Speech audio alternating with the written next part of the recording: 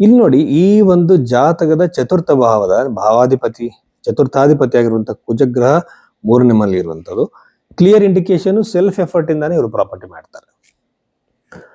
ಚತುರ್ಥಾಧಿಪತಿ 3ನೇ ಮನೆಯಲ್ಲಿ ಇರುವಂತದ್ದು.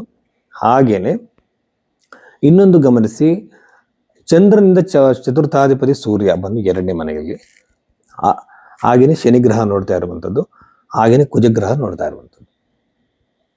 ಹಾಗೇನೆ ರಾಶಿಯಿಂದ ನೋಡಿ ಆಯ್ತಲ್ವಾ, ಲಗ್ನದಿಂದನೂ ನೋಡಿ ಆಯ್ತಲ್ವಾ.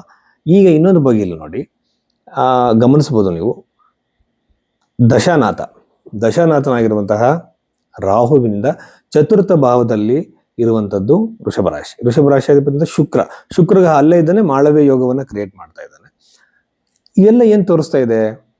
ಒಂದು ಪ್ರಾಪರ್ಟಿ ಕ್ರಿಯೇಟ್ ಆಗಿರುವಂತಹ ಒಂದು ಅಲೈನ್ಮೆಂಟ್ ನ ತೋರಿಸ್ತಾ ಇದೆ.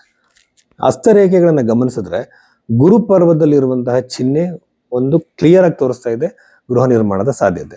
ಆ ಗೆರೆಗಳನ್ನ ನಾವು ಎಳೆದು ನೋಡಿದ್ರೆ ಎಕ್ಸಾಕ್ಟ್ ಆಗಿ ಬಂದು ಅದು 35ರಿಂದ 40ನೇ ವಯಸ್ಸಿನಲ್ಲಿ ನಮಗೆ ಕಾಣ್ತಾ ಇದೆ.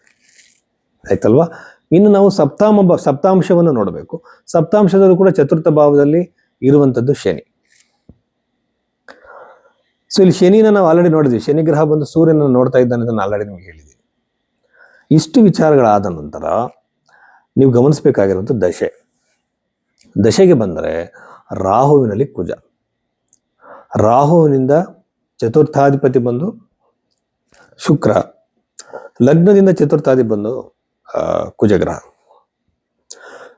ಈಗ ನಾವು ಇದಕ್ಕೆ ಬರೋಣ, ಟ್ರಾನ್ಸಿಟಿವ್ ಬರೋಣ, ಗೋಚಾರಕ್ಕೆ ಬರೋಣ. ಗೋಚಾರದಲ್ಲಿ ಕುಜಗ್ರಹವನ್ನ ಗುರುಗ್ರಹ ನೋಡ್ತಾ ಇದ್ದಾನೆ. ಗುರುಗ್ರಹ ಬಂದು ಯಾವಾಗಲೂ ಒಂದು ಇವೆಂಟ್ ನ ಕೊಡುವಂತಹ ಗ್ರಹ. ಗುರುಗ್ರಹ ಚತುರ್ಥಾಧಿಪತಿಯನ್ನು ನೋಡ್ತಾ ಇರುವಂತ, ಇದನ್ನು ಬಹಳ ಚೆನ್ನಾಗಿ ಗಮನಿಸಬೇಕಾಗತ್ತೆ ನೀವು.